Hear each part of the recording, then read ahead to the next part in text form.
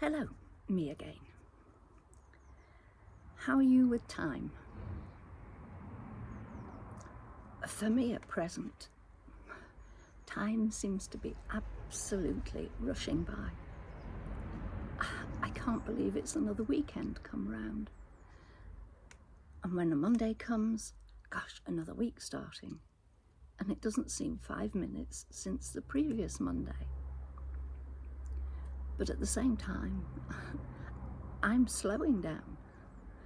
And it's not a good combination because I then have to challenge myself about, well, it's been a week. What have you done in that week? What have you achieved?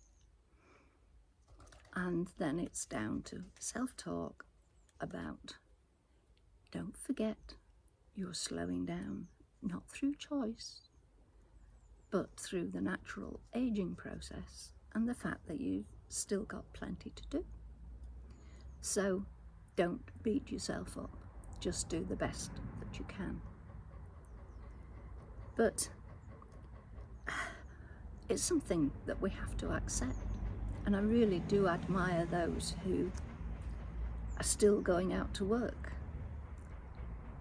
as they get older. I mean, I don't go out to work any longer, but I do have my videos, and that actually is quite a decent size of time commitment for me. But I enjoy doing it, so that's fine. And there was an article I read not long ago that we shouldn't criticize teenagers for being late because they need extra sleep. Okay. Sorry, but I find that hard to accept. For me, it's giving an excuse for being late, an excuse for not forward planning and actually going to bed earlier if you know you've got to get up at an earlier hour. If you've said you'll be somewhere at a certain time, then that other person is expecting you. I have someone who visits me and I always add an hour on to their given time of arrival. Occasionally I'm pleasantly surprised, but it's something I accept because I'm not going anywhere, so it doesn't matter. But this article was referring to college students and that they shouldn't be criticised if they arrive late for lectures. To me, that's just out and out rudeness. If a lecture begins at a set time, then that's where you'll be. If not all set up, ready to listen and engage, then at least sitting down in your place. But if you arrive late, you've missed the introduction, which can be an important part.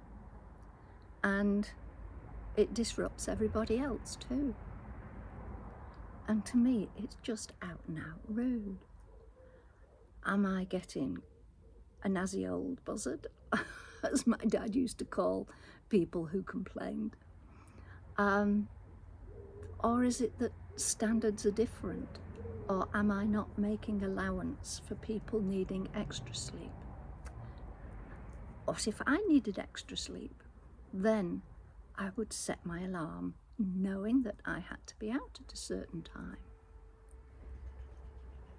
I know we're all different, but if that allowing lateness for lectures extends to other things, say they were going on a flight and they missed their flight because they hadn't been up and about and out in time.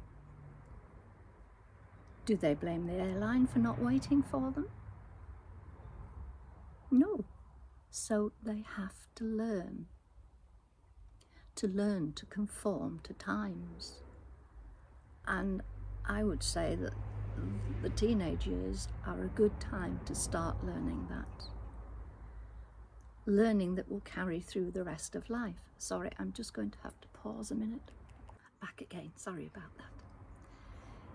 What about when they are juggling meeting times later on? They have to juggle their timetables, their meetings, their appointments, their diaries. Or maybe it's all done online these days, so it really doesn't matter. They are where they are, and you just connect online. Again, is it me being old-fashioned? I used to have to juggle a timetable and a diary, and I have to get from school A to school B, not being given any drive between these places times. So I would arrive and it would be lunchtime, the time that I needed to speak with the teachers of the children that I was going to work with.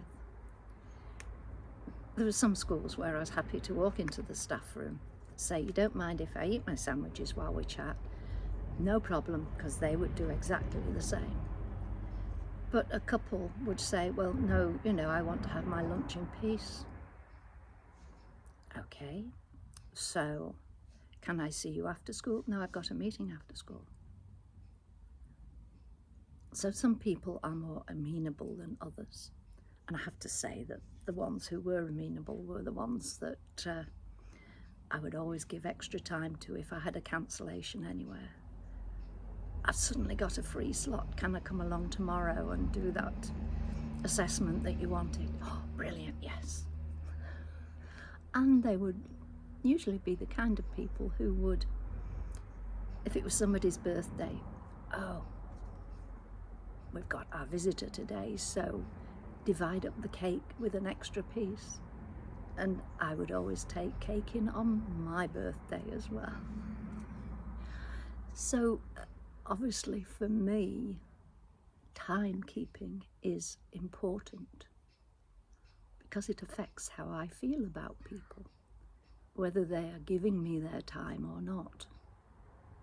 And as I've said before, recently, time is the most precious thing that you can give to anybody.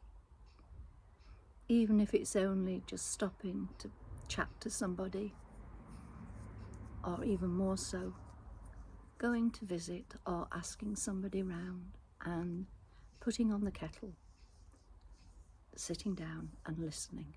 Or if you're busy, sitting in the kitchen while the person gets on with whatever they're doing, but still chatting.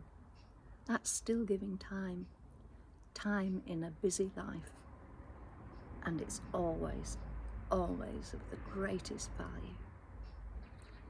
So, on that note, I will say thank you for joining me. It's about time for me to go and put the kettle on.